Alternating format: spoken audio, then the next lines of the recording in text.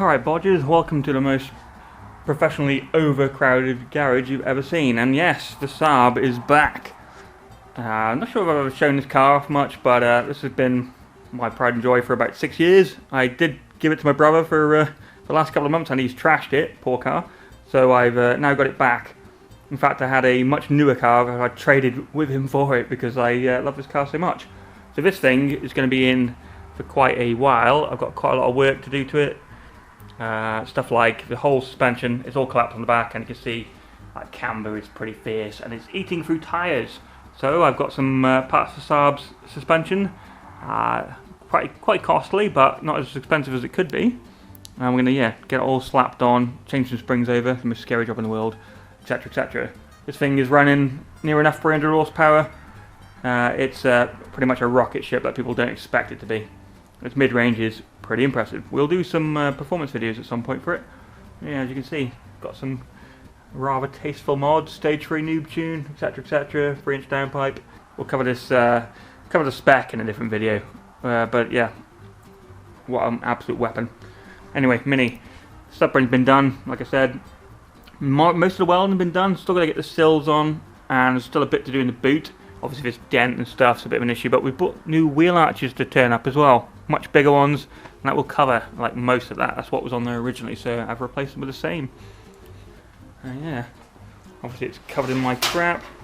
Front end is still on, and oh yeah, most importantly, off camera, I managed to get the windscreen in. So I've got the tool to put the little insert in. Again, we'll cover this in another video because I'm not quite sure how well it's going to go, but we've actually got a windscreen in, and side glass, and the back window as well. You can't really see it. I should really clear this off so you can have a look, but yeah, obviously insert for that as well. It's all on the top of there. It's all chaotic. Main priority right now is to get this bad boy back on the road and usable. It's usable now, but not at the cost of eating tyres for breakfast every short period of time. So yeah, all the funds, and this is where we're starting. Hot Aero Saab.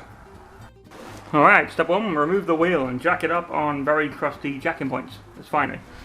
Right, whilst we're in here, quite easy suspension to remove if it comes off nicely. So let's remove these 4 bolts. 1, 2, 3, 4, and then, oh, there goes my light.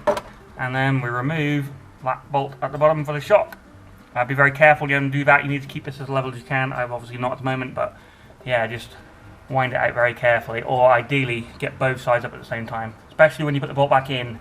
Trust me, I've learned the hard way, hence why this car's got such bad suspension problems. I bought replacement parts and got sent a saloon one, like this real thin strut, and then the other one, you probably can't see from here, is literally twice as thick. And the hat at the bottom here, this one is a lot higher than that one over there. Again, I'm not sure if you can see, and I can't bother to crawl all the way over there to find out, but yeah, so the suspension has been sort of leaning the entire time. Not great. Hence why we've gone for brand new shocks, springs from parts for Saab. So yeah, winner. So let me get those buggers off, and then yeah, we'll do the other side and go from there. Alright, suspension is off. There they are. It's on both the sides. Absolute nightmares. The bolts refused to come off on one, slightly rounded, but I got it off. It's a socket stuck on there now. So I've got to rust treat the hell out of the inside of here.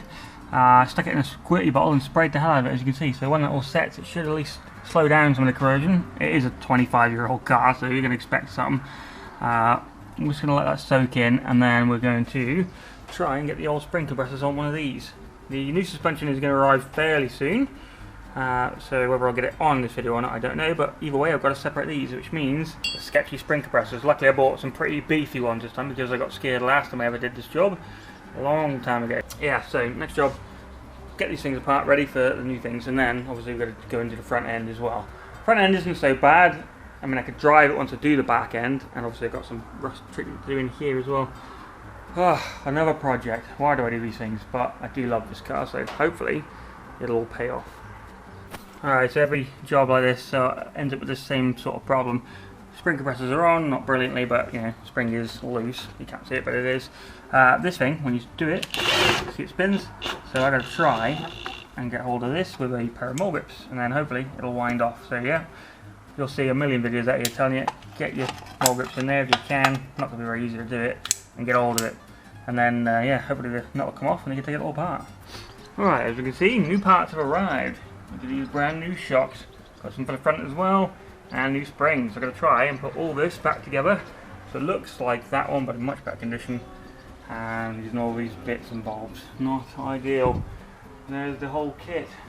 Big old box.